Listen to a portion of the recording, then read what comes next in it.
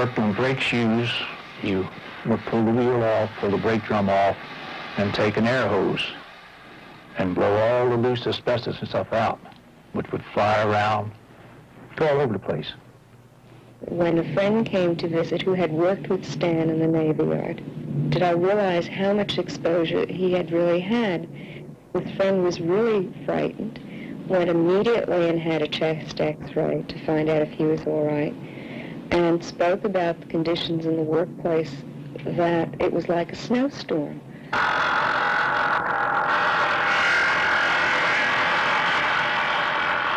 Oh man, our eyes would burn like charcoal briquettes for days afterwards from all the dust that we had had in our eyes and inhaled. Couldn't help but wondering about it a little bit, but no, they would have told us if we were doing something that would result in an injury to us, or serious illness, or death, wouldn't they? There's one other thing I forgot to ask you about your work history. When you were using the asbestos all those years, did anybody ever tell you that it was dangerous? Nobody ever told me. Did they ever give you anything to wear, any protection? No. Mask, anything? Millions of workers are just learning today that inhaling what they thought was harmless white dust created a time bomb in their bodies. It can take 15 or more years for asbestos to inflict its worst damage. It was a staggering fact that over 50% of my members of all related deaths were caused by asbestos. And I'll give you some illustration of that. Since 1967, we've had 120 recorded deaths. And out of these deaths, of 120, 55 of them were cancer cases. Asbestos basically does two things when it's inhaled. It can scar the lungs. The mineral fibers apparently irritate sufficiently to cause scarring. That's called asbestosis. Most people who've been regularly exposed at their jobs to asbestos will show scarring of the lungs. Secondly, and for reasons that we don't know, it can cause cancer. These cancers occur in the lung, surrounding the lung, when it's called mesothelioma. Among some groups, for example, some groups of factory workers, insulators, as many as 40 or 50% will die of cancer. 1 out of every 5 dies of lung cancer. Disaster. About 8% die of mesothelioma. Most workers now know asbestos is dangerous. Proper tools and techniques are available for working safely with the substance, but many employers and workers don't bother to protect themselves. Why? It doesn't sink in, the danger. And that's the only thing I can say about that. It's a job, and you just take it as a job. You take it for granted, and you just do things without thinking. Well, what's going to make them do it right is they're going to find out one day it could be them. Or somebody in the shop might catch cancer or get some form of cancer from doing it the wrong way. And it's going to take that before you can really get everybody to participate in doing it the right way. Most asbestos-related illness and death could have been prevented if workers had been properly protected and warned of the hazard. There are safe ways to work with asbestos, and this film will show you what they are. Asbestos has unique properties. It is extremely durable, fire retardant, flexible, strong. It's found in thousands of different products.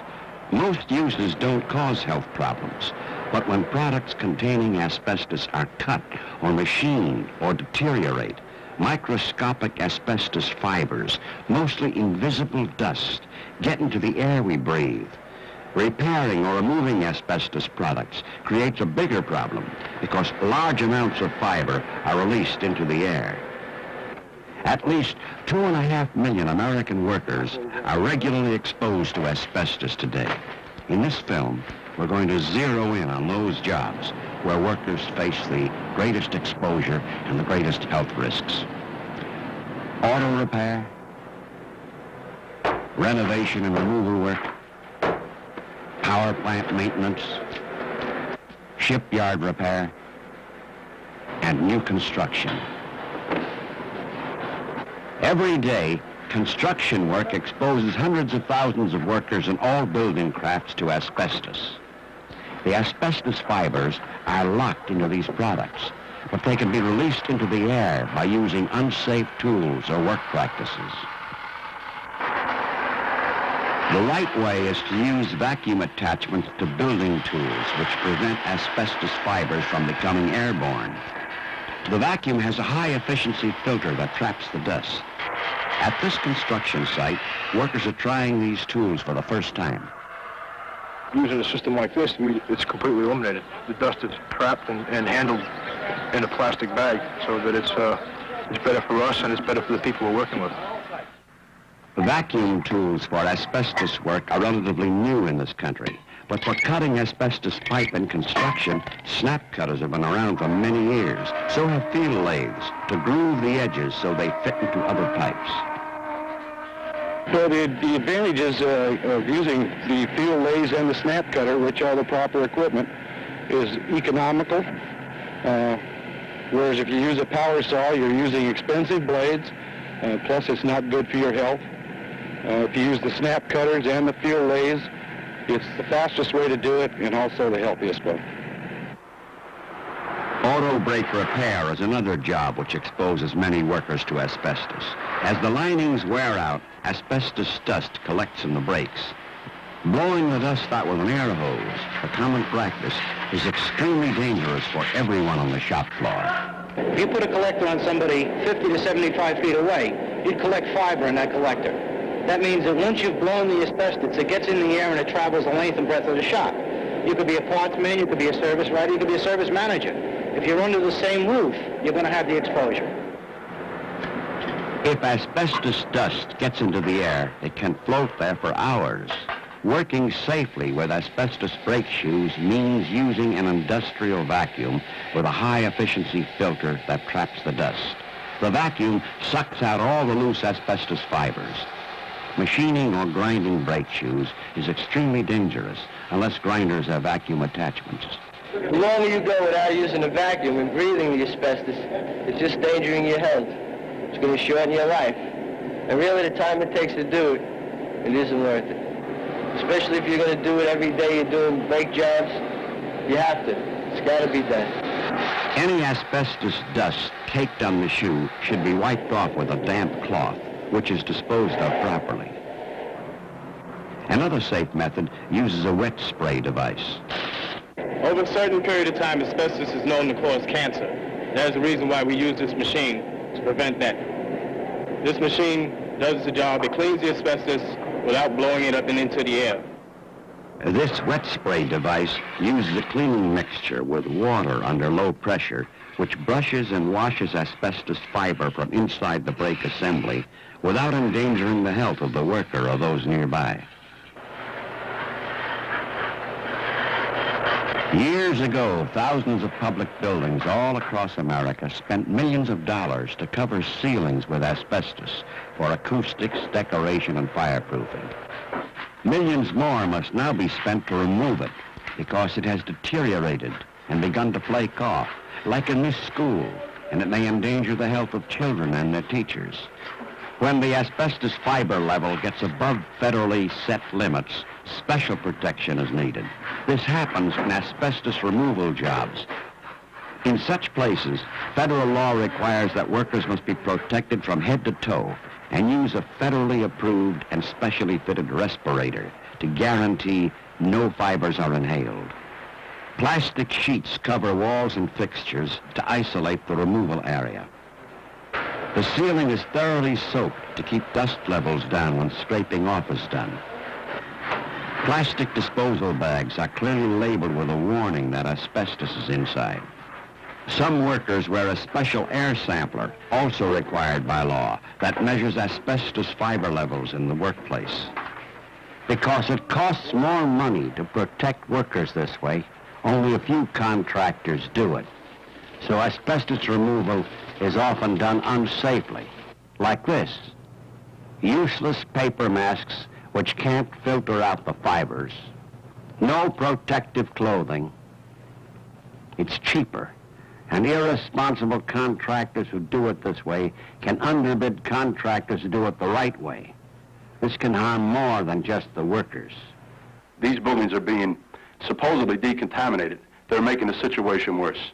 There have been schools where asbestos removed right here in the state, Howell Township specifically, where when the contractor went in to remove it without any plastic up over doorways going into classrooms, instead of just having a hallway contaminated, they further contaminated the classroom, the desk, the books that the children use.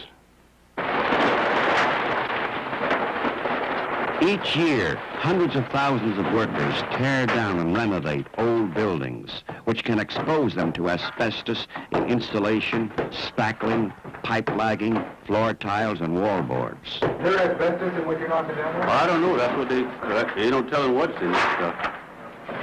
Have you ever worked around asbestos? Yeah. And what does it do to you? Do you know what it does to you if you do? Well, I usually wear my mask a lot of times.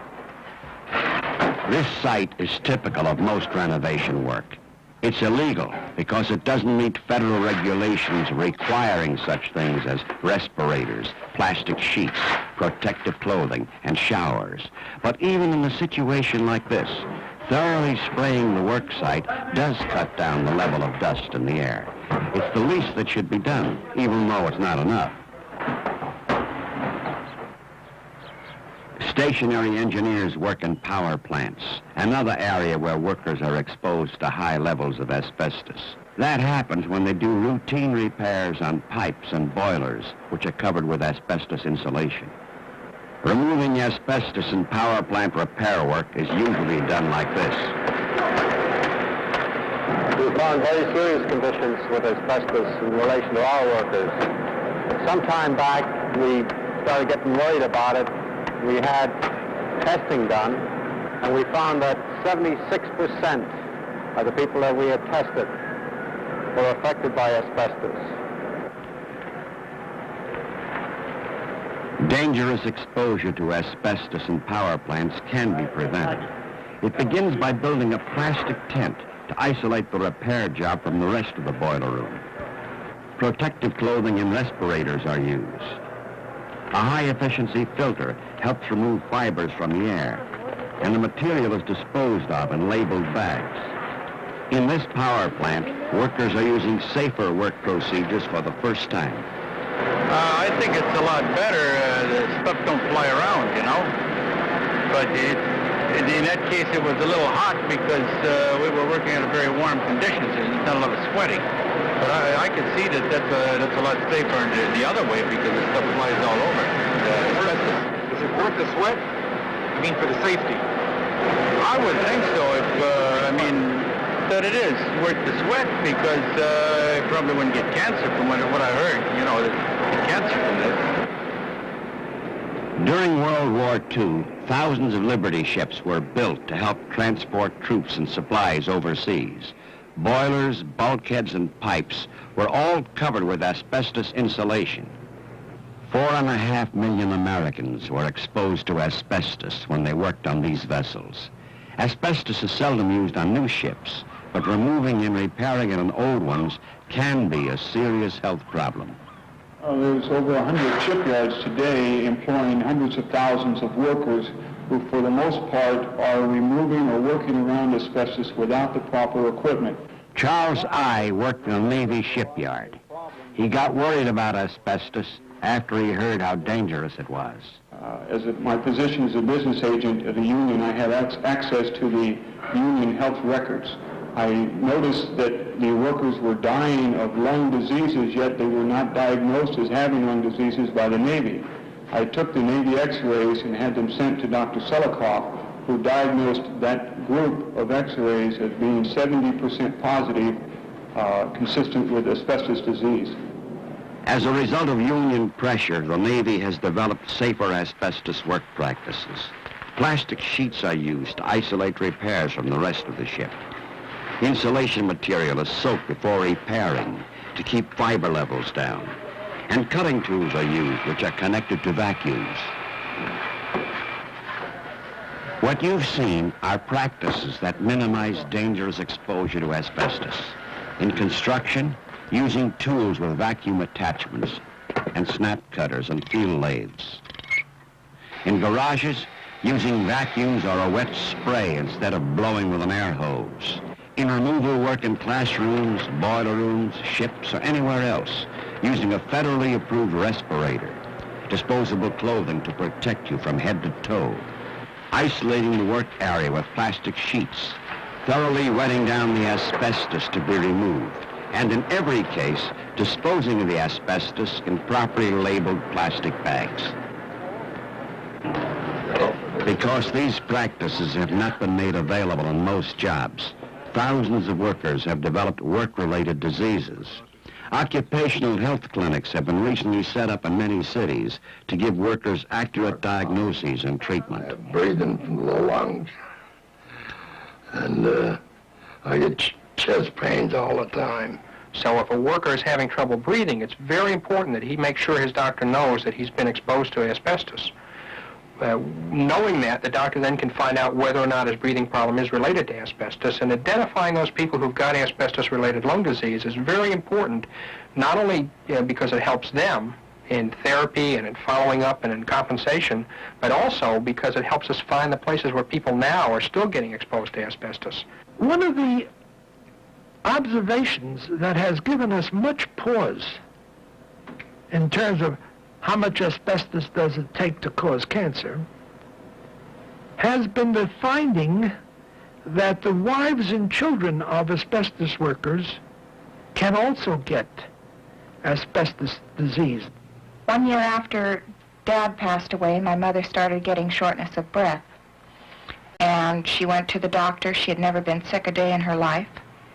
They took chest x-rays and diagnosed her as having mesothelioma. From the time that it was diagnosed, she lasted 6 months and passed away. Well, she was exposed to asbestos fibers for 35 years. By washing my father's clothes, he'd come home from work and drop off his overalls in the garage, and she would shake them out and put them in the washing machine. And that's how she was exposed to it. It would be nice to think, and it should be, that if you go to work someplace, that your employer should provide you with a safe place to conduct your work. But that's not necessarily what happens. I think industry will never voluntarily police itself. It is up to the public to be watchful.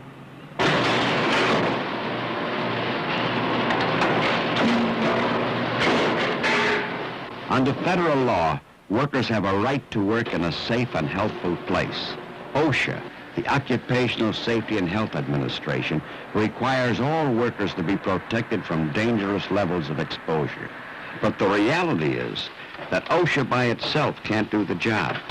Workers have to take other measures to protect their own health.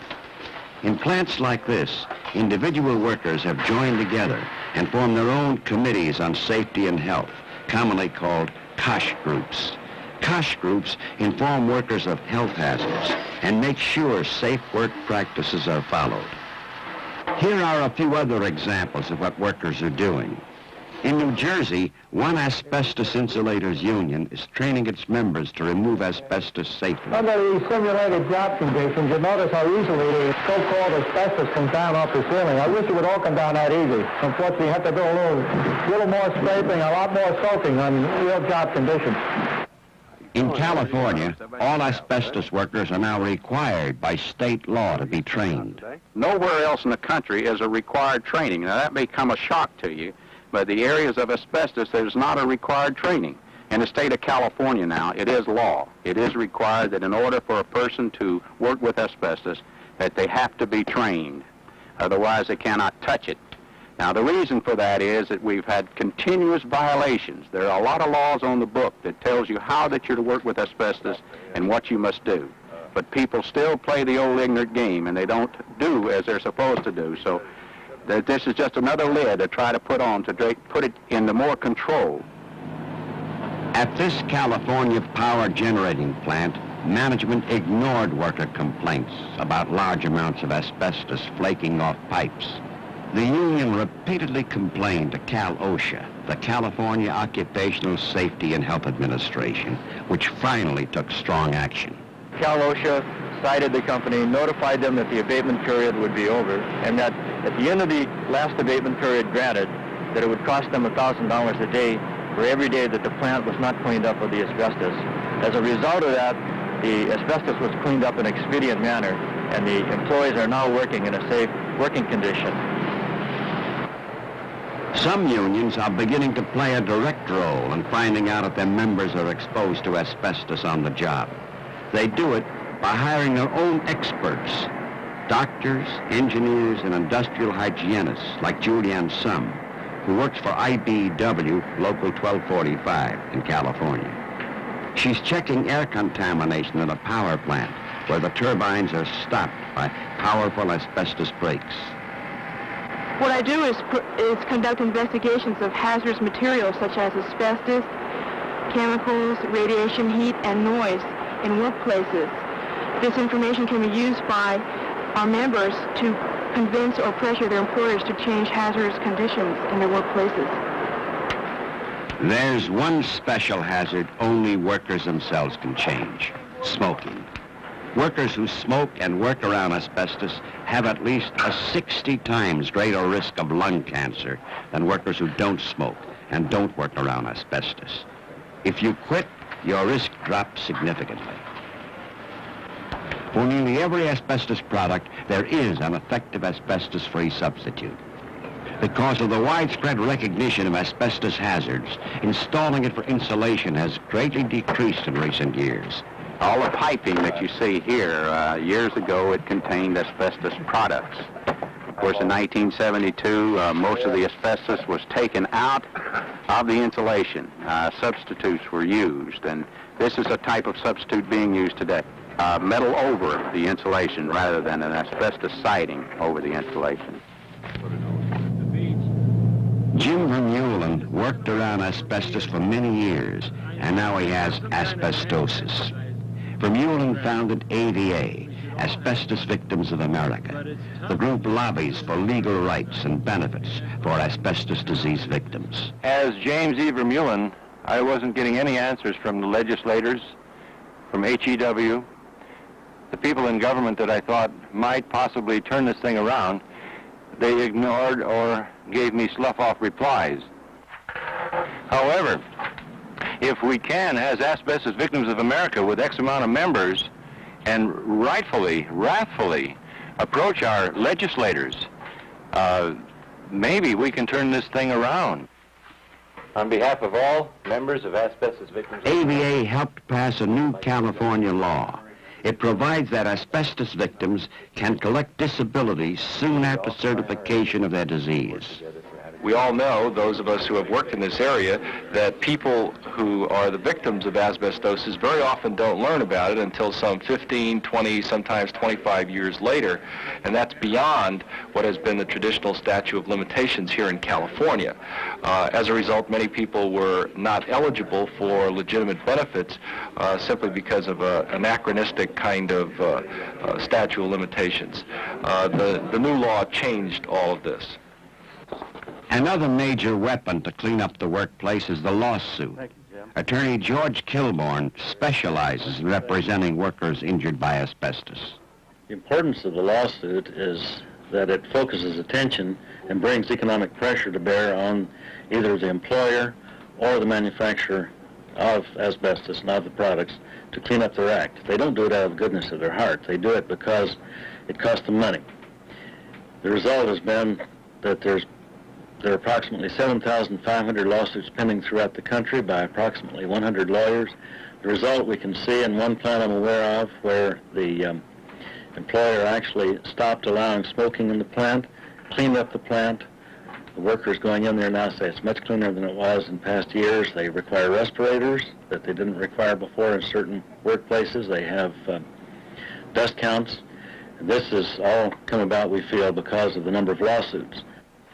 We've come a long ways than where we were 10 or 15 years ago. We've got a long ways to go. And I think it's a thing that we have to continually keep people educated to the fact that asbestos is a killer. It should be treated as a killer. And it's like anything else. If you don't respect it as a killer, then the tendencies are you'll be hurt by it. Tom Young, a retired brake mechanic, was found to have mesothelioma in September 1980. It is a cancer almost always caused by asbestos. If you have to work with asbestos, then I think it should be up to the company to protect you from it. And if they can't, I'd say change your job. I say change your job. If you're the guy that has it, you'll know you should change your job. Stan Rosenberg, who had worked in a Navy yard, died of lung cancer in June 1980. His widow, Barbara. People who think, well, I must provide a certain standard of living for my family to be happy are making a very big mistake. I'm not happy now. I'm 39 years old, and I have to start life over again without the person that I loved very much. The advice that I would like to give to others when they're starting a job is to think of the people that will be affected by their loss or if they become incapacitated. No job, no money is worth risking your health. Deanna Lamphere, both of whose parents died from asbestos-related diseases, faces an uncertain future with her own health. When I was a small child, my dad used to bring home asbestos for me to make relief maps for a geography class. And no one ever thought a thing of it. We did not know that it was a dangerous substance. It takes 20 to 30 years for it to, develop into cancer or asbestos or whatever. But both my sister and I have had that many years, exposure. Should we have people inhale these fibers if it can be prevented? We know that the only safe level is 0, that anything above that has some risk, but the fewer fibers, the less the risk. At the least, we should do everything we can. The people who do the dirty work have to make sure their unions fight to get workplaces cleaned up and kept clean. Government and some unions have been slow to act, but individual workers joining together have been able to fight for change, like training and laws that require training, making sure safer work procedures and proper tools are used. They can quit smoking. They can demand that laws on the books get enforced, that tougher regulations are adopted, that occupational health clinics are set up. They can file lawsuits to help victims and force industry to clean up so there won't have to be any more lawsuits and any more sick or dying workers. Remember, you have a right to a safe and healthful workplace, and so does your family. But it doesn't do any good if you don't exercise your rights. We all have to make sure that we don't have another generation of victims of asbestos.